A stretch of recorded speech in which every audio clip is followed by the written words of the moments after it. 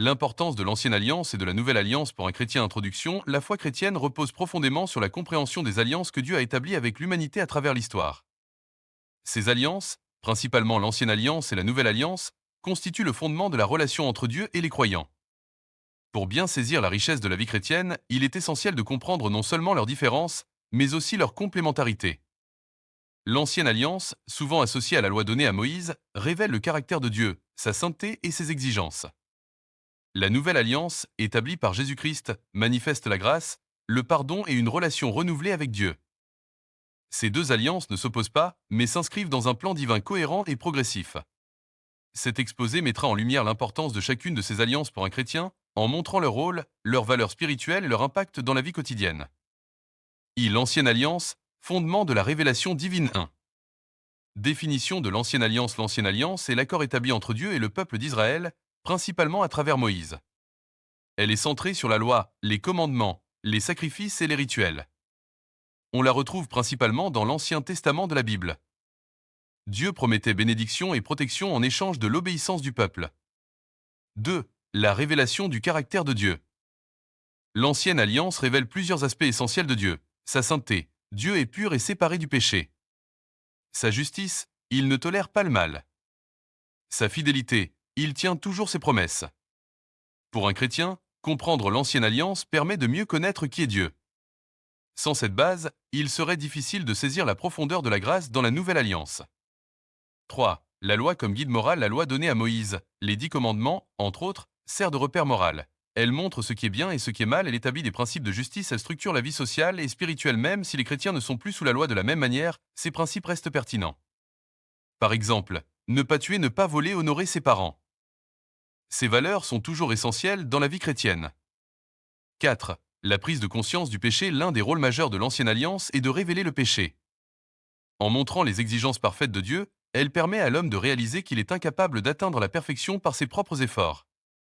Cela conduit à une vérité importante. L'homme a besoin d'un sauveur. Ainsi, l'Ancienne Alliance prépare le terrain pour la venue de Jésus-Christ.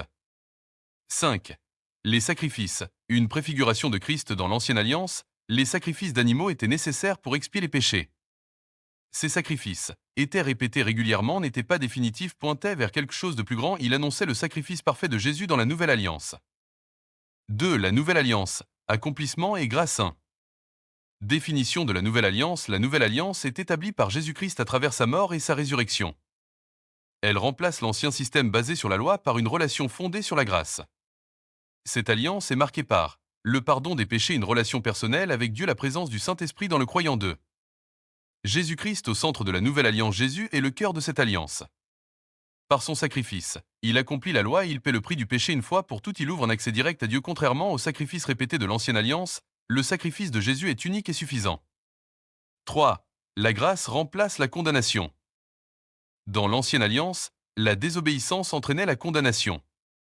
Dans la Nouvelle Alliance, le pardon est offert, la grâce est disponible, la foi remplace les œuvres comme moyen de salut. Cela ne signifie pas que la loi est inutile, mais que le salut ne dépend plus de l'obéissance parfaite. 4. Une relation personnelle avec Dieu. Un des plus grands changements est la relation avec Dieu. Avant, médiée par les prêtres, maintenant, directe grâce à Jésus. Le chrétien peut prier directement Dieu, recevoir le Saint-Esprit, vivre une communion quotidienne avec lui. 5. La transformation intérieure. La Nouvelle Alliance ne se limite pas à des règles extérieures. Elle transforme le cœur. Les désirs changent, l'amour pour Dieu grandit, le comportement devient le fruit d'une transformation intérieure.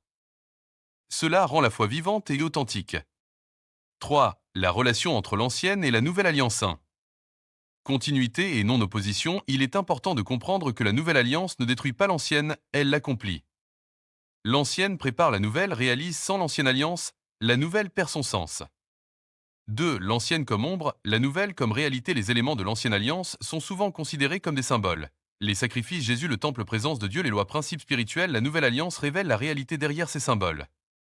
3. Une progression dans le plan de Dieu. Dieu agit progressivement dans l'histoire. Il révèle la loi, il montre le besoin de salut, il envoie Jésus. Cette progression montre la sagesse divine. 4. Importance pratique pour un chrétien aujourd'hui 1. Comprendre toute la Bible. Un chrétien doit connaître les deux alliances pour comprendre pleinement les Écritures. Ignorer l'Ancienne Alliance, c'est perdre le contexte, les prophéties, la richesse spirituelle 2. Équilibre entre loi et grâce. Un chrétien doit éviter deux extrêmes, le légalisme, Trop centré sur la loi, le laxisme, abuser de la grâce, les deux alliances aident à garder cet équilibre. 3. Une foi plus profonde, comprendre ces alliances renforce la foi. On voit la fidélité de Dieu, on comprend le sacrifice de Jésus, on développe une gratitude sincère. 4.